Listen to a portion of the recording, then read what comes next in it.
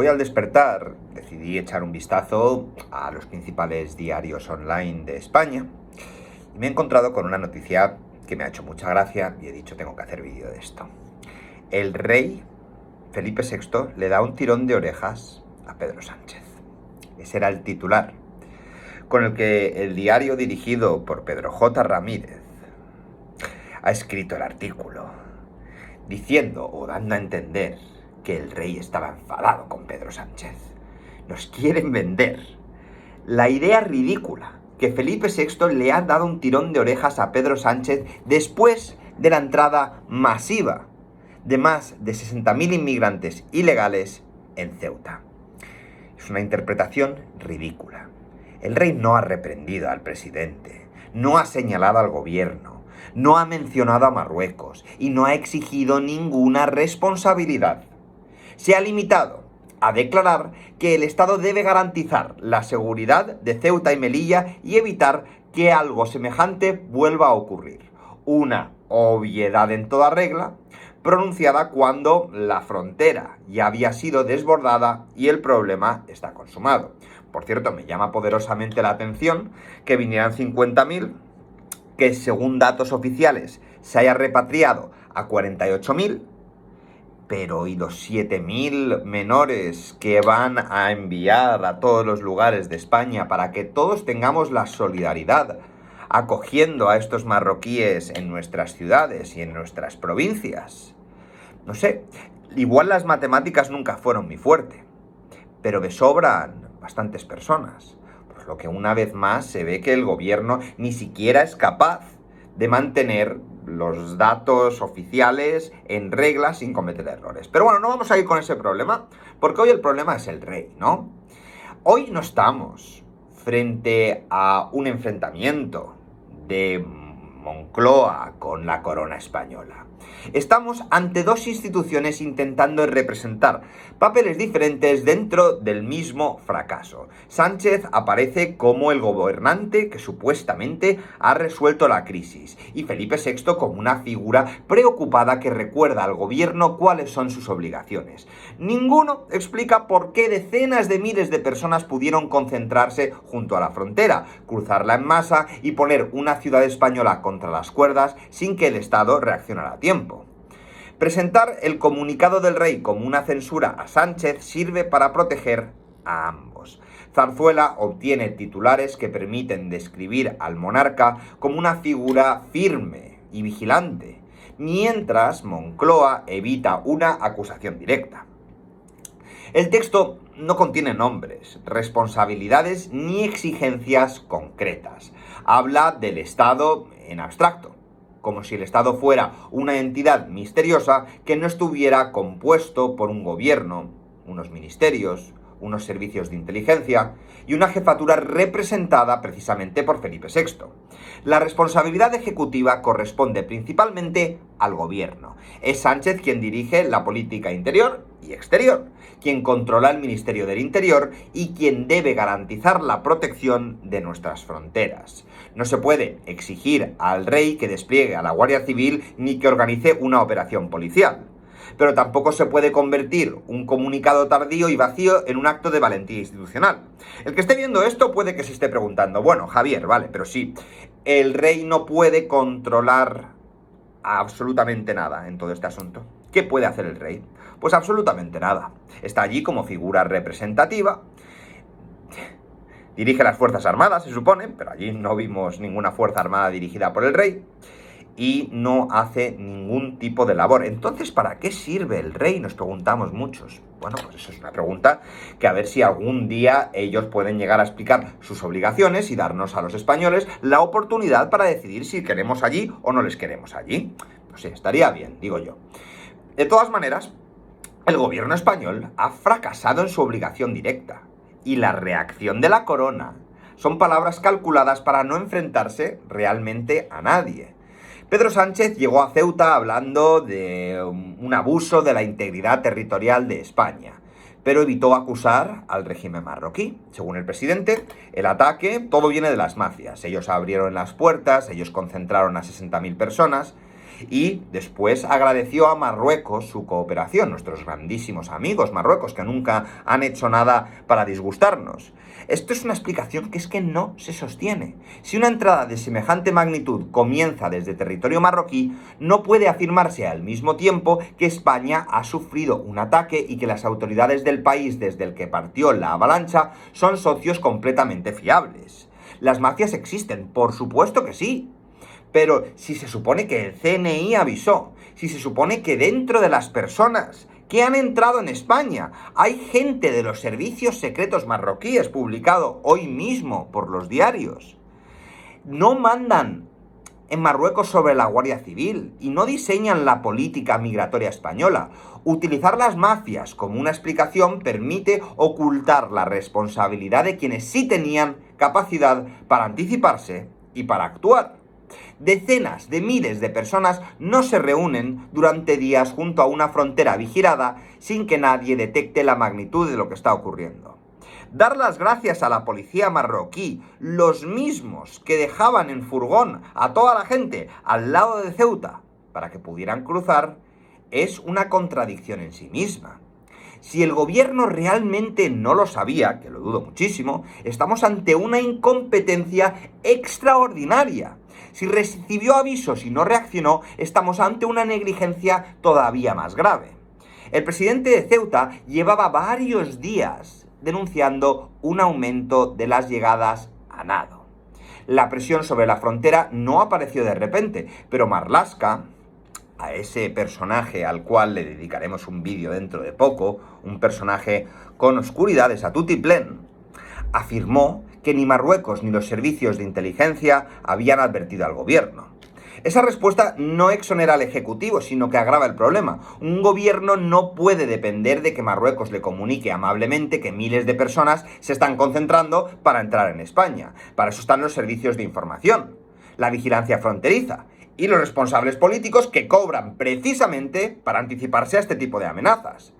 A pesar de todo, Marlaska insiste en que Marruecos no representa ningún peligro para Ceuta y que continúa siendo un socio absolutamente fiable, hombre, por supuesto. La afirmación sería cómica si las consecuencias no fueran tan graves. El gobierno se niega a reconocer, me pregunto por qué, que Rabat utiliza periódicamente la inmigración como instrumento de presión política. Marruecos sabe que puede abrir y cerrar el flujo migratorio en función de sus intereses porque España teme cualquier enfrentamiento diplomático que obligue a Sánchez a explicar públicamente qué acuerdos mantiene con Mohamed VI.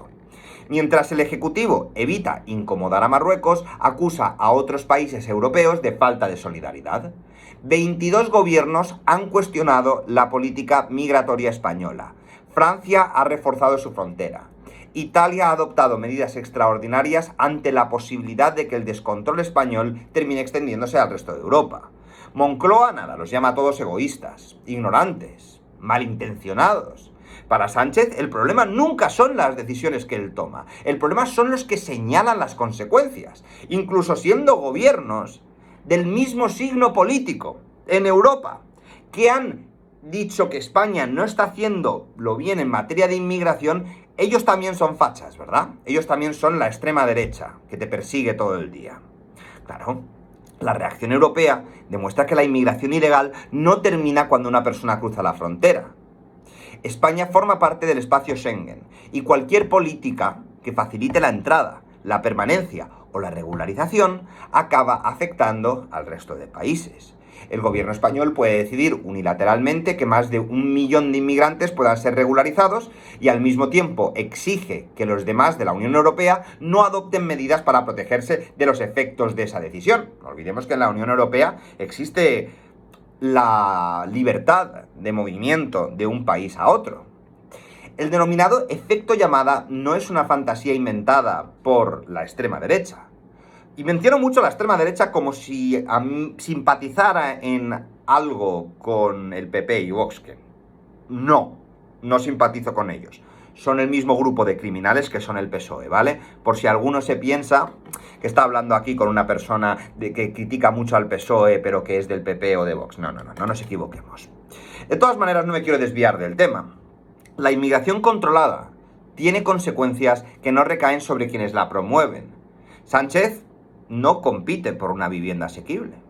Felipe VI no espera meses para ser atendido por un servicio público absolutamente saturado. Marlaska no escolariza a sus hijos en barrios donde los recursos tienen que repartirse entre una población que crece sin planificación.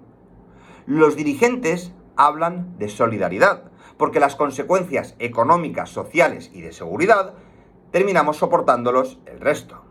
Los habitantes de Ceuta son quienes han comprobado lo que significa que el Estado pierda durante horas el control de una frontera. Son esos comerciantes, esos trabajadores, esas personas que se levantan todos los días por su país, por su ciudad, los que se han visto afectados. No he visto que el rey, no he visto que Felipe, no he visto que Marlaska esto les haya afectado lo más mínimo. Los que les afecta son los de siempre. Por eso lo que siempre os digo, en un barco, en un yate de lujo, están ellos. Y en una patera estamos el resto remando, intentando llegar a fin de mes, intentando tener servicios que estén a la altura de los impuestos que estamos pagando. Y nos encontramos con esta basura. Y a este desastre se le suma la propaganda de esa figura chulesca, dantesca, maleducada, que se llama Óscar Puente, que dice que Pedro Sánchez ha resuelto otra crisis. Según esa lógica, permitir que una frontera sea desbordada y recuperar parcialmente el control cuando el daño ya está hecho constituye una victoria política. El gobierno confunde resolver crisis con sobrevivir a ella. Primero niega el riesgo, después reacciona tarde y finalmente se pone la medalla. El comunicado del rey es exactamente la misma basura que esto.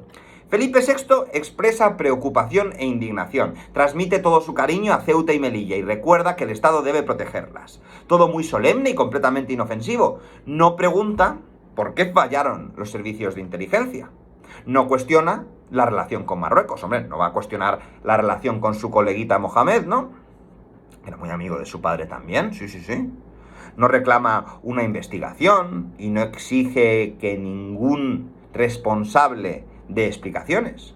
Su mensaje permite fingir firmeza sin alterar absolutamente nada. Por eso es completamente falso que el rey haya corregido a Sánchez. Una corrección habría consistido en señalar al gobierno que conocía el aumento de la presión migratoria y no actuó. Exigir transparencia sobre la actuación de Marruecos o reclamar responsabilidades por fallos de seguridad. ¿Felipe hizo alguna de esas cosas? No. Simplemente pronunció palabras suficientemente ambiguas para que los periódicos pudieran presentarlo como un reproche y suficientemente suave para que Moncloa no tuviera que responder. Sánchez y Felipe no tienen las mismas funciones, pero ambos están protegidos de consecuencias. El presidente sigue en Moncloa. El rey seguirá en Marivent y los ministros conservarán sus escoltas, sus vehículos oficiales y sus viviendas. Los españoles pagarán los nuevos despliegues policiales, la atención de quienes permanezcan en territorio nacional, la presión sobre los servicios públicos y cualquier medida que resulte necesaria para reparar un problema que el gobierno se negó a prevenir. Aquí no ha habido un tirón de orejas del rey a Sánchez. Ha habido un gobierno incapaz de proteger nuestra frontera y una corona que ha reaccionado con un comunicado vacío y un sistema institucional que pretende transformar otro fracaso en una disputa teatral entre sus protagonistas. Mientras unos representan la indignación y otros presumen de haber resuelto los valores, los españoles nos volvemos a quedar con la misma cara de imbéciles y con la factura y con la certeza de que la próxima avalancha se va a repetir de exactamente la misma manera y vamos a seguir siempre igual de desprotegidos. Porque con este gobierno, con estos partidos políticos, mejor, y con esta corona, que solo les importa su bolsillo, que solo les importa prolongarse en el poder, y que no han mostrado ni un ápice de empatía con los españoles por todos los desastres que se han sucedido en los últimos años solo denota que estamos solos y desprotegidos. Muchas gracias por escucharme. Nos vemos en el próximo vídeo aquí en A Prueba con Nota Alta.